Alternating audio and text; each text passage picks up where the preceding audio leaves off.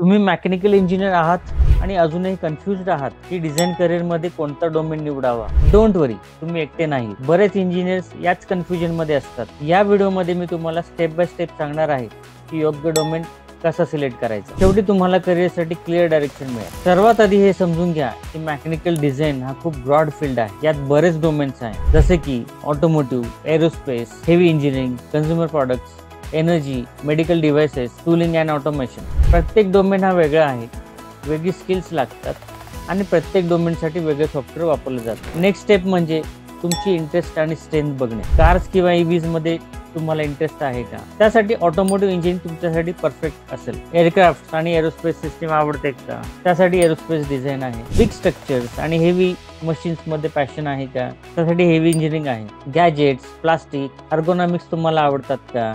त्यासाठी electronics, consumer products किंवा medical devices याचं तुम्ही डिझाईन करू शकता. मॅन्युफॅक्चरिंग टूल्स कसे बनतात याची क्युरियोसिटी आहे का? त्यासाठी तुम्ही टूल डिझाईन म्हणजे त्यामध्ये डाय डिझाईन आहे, मोल्ड डिझाईन आहे, फिक्चर डिझाईन आहे. डोमेन तेच निवडा ज्यामध्ये तुम्हाला खरंच काम करण्याची उत्सुकता आहे. पुढची स्टेप आहे इंडस्ट्री डिमांड्स काय आहे ते चेक करणं. इंटरेस्ट महत्वाचा आहे, पण इंडस्ट्री डिमांड सुद्धा बघायला हवं. भारतामध्ये ऑटोमोटिव्ह, एरोस्पेस आणि इंडस्ट्रियल इक्विपमेंट सेक्टर्स बूमिंग मध्ये आहेत. ग्लोबली इलेक्ट्रॉनिक्स, मेडिकल डिव्हाइसेस आणि रिन्युएबल एनर्जी हे फास्टेस्ट ग्रोईंग आहे. त्यासाठी जॉब पोस्टिंग्स बघा, प्रोफेशनल्सना भेटा आणि मार्केट डिमांड चेक करा. जे सेक्टर ग्रो होत आहे तिथंच तुमच्यासाठी जास्त ऑपॉर्च्युनिटीज असतात. त्यानंतर स्टेप आहे, एक चांगला डिझायनर फक्त कॅड सॉफ्टवेअर एक्सपर्ट नसतो, त्याला मॅन्युफॅक्चरिंग प्रोसेसेस पण समजायला हव्यात. तुम्ही कास्टिंग डोमेन मध्ये गेलात तर कास्टिंग प्रोडक्ट डिझाईन कन्सिडरेशन्स आणि कास्टिंग प्रोसेसेस बद्दल माहिती पाहिजे. प्लास्टिक डोमेन मध्ये गेलात तर प्लास्टिक प्रोडक्ट डिझाईन गाईडलाईन्स आणि मोल्डिंग प्रोसेस बद्दल तुम्हाला माहिती असायला हवी. शीट मेटल डोमेन मध्ये गेलात तर sheet metal part design guidelines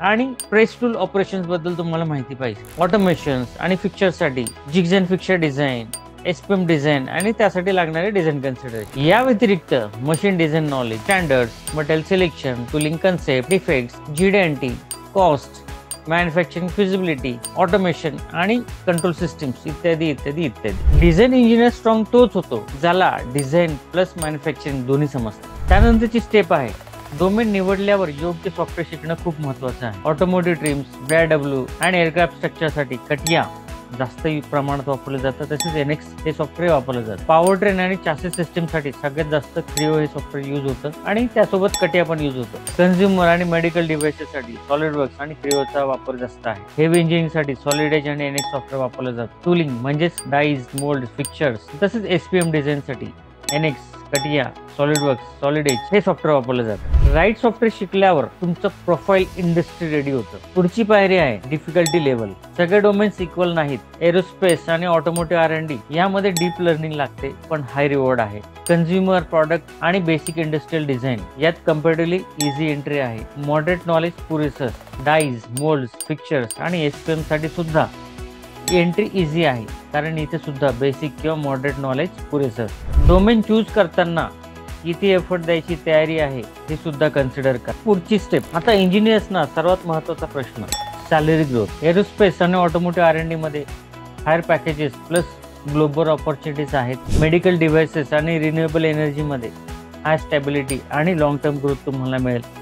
tooling आणि इंडस्ट्रियल मशिनरीज मध्ये स्टेडी डिमांड आहे पण सॅलरी मध्यम आहे आणि इथे फारशी ग्रोथ पाहायला मिळत नाही. आता थोडं महत्वाचं बोलूया. आपण जे वर मेन्शन केलं त्यातले काही डोमेन्स आहेत जे आजच्या काळात खूप प्रॉमिसिंग ठरत आहेत, जसं की कास्टिंग, फोर्जिंग आणि शीट मेटल डिझाईन. हे सगळे डोमेन्स विशेषतः चॅसिस आणि पॉवर ट्रेन डिझाईन साठी खूप महत्वाचे आहेत. आणि हो, हे देखील एक प्रकारचे हाय स्किल, हाय रिवॉर्ड डोमेन्स आहेत. आणि आताच्या काळात विशेषतः EV म्हणजे इलेक्ट्रिक व्हेकल सेक्टर मध्ये यांची डिमांड झपाट्याने वाढत आहे. या डोमेन मध्ये विशेषतः क्रिओ सॉफ्टवेअरचा जास्त प्रमाणात वापर केला जातो. चांगली गोष्ट अशी की या डोमेन मध्ये एंट्री कम्पॅरेटिव्हली इझी आहे आणि जर तुमचं काम उत्तम असेल, तुम्ही टेक्निकली साऊंड असाल तर इथं ग्रोथ देखील जबरदस्त आहे. म्हणजेच तुम्हाला मिळतो MNCs मध्ये काम करण्याचा स्कोप, ग्लोबली प्रोजेक्ट हाताळण्याची संधी. या डोमेन्स मध्ये तुम्हाला मिळतो प्रॉडक्ट लाईफ सायकलचा डीप अंडरस्टँडिंग, ग्लोबल स्टँडर्डचं एक्सपोजर आणि क्रॉस फंक्शनल टीम सोबत काम करण्याचा अनुभव. आणि हो, MNC कल्चर मध्ये काम करण्यामुळे एक वेगळाच फायदा असतो. प्रोफेशनल ग्रोथ, प्रोसेस मॅच्युरिटी आणि लर्निंग एन्व्हायरमेंट तुम्हाला मिळेल आणि कम्प्लीट व्हेकल सिस्टीमची समजही तुम्हाला मिळेल. अशा प्रकारे काम केल्यास तुम्ही 3 ते 5 वर्षात सहज 12 ते 15 लाखांचं पॅकेज मिळवू शकता. तसेच interior TRIMS, exterior TRIMS, BIW हे डोमेन खरंच हाय स्किल हाय रिवॉर्ड झोन्स आहेत, ज्यात CATIA सॉफ्टवेअरचा जास्त प्रमाणात वापर केला जातो. पण यात एक गोष्ट लक्षात घ्या, एंट्री लेवलला ऑपॉर्च्युनिटीज फार कमी असतात. अनेक MNCs या डोमेनसाठी 3+ इयर्स एक्सपिरियन्सची गरज दाखवतात. त्यामुळे फ्रेशर्स किंवा बिगिनर्ससाठी यात एंट्री करायला थोडं स्ट्रगल करावं लागतं. मग तुम्ही कितीही चांगल्या इन्स्टिट्यूटमधून ट्रेनिंग घेतली असेल तरी थोडा फ्रस्ट्रेशन येतो.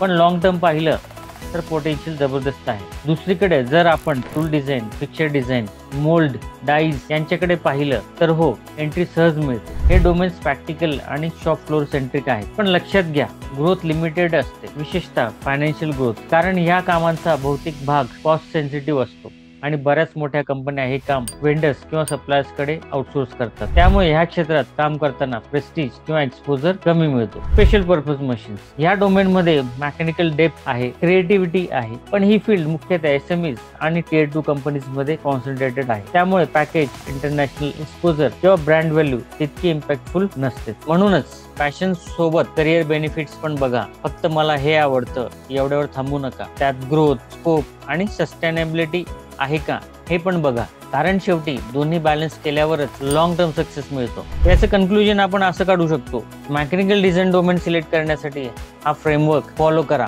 डोमेन समजून घ्या, तुमची इंटरेस्ट मॅच करा, इंडस्ट्री डिमांड्स बघा, इंजिनिअरिंग फंडामेंटल्स शिका, मॅन्युफॅक्चरिंग प्रोसेसेस शिका, राईट सॉफ्टवेअर शिका, सॅलरी ग्रोथ कन्सिडर करा आणि मग स्टेप बाय स्टेप तुम्ही एक सक्सेसफुल मेकॅनिकल डिझाईन इंजिनियर बनाल. जर हा व्हिडिओ युजफुल वाटला असेल तर लाईक करा, शेअर करा आणि सबस्क्राईब करायला विसरू नका. आणि काही प्रश्न असतील तर तुम्ही मला विचारू शकता. तोपर्यंत धन्यवाद. जय श्रीराम.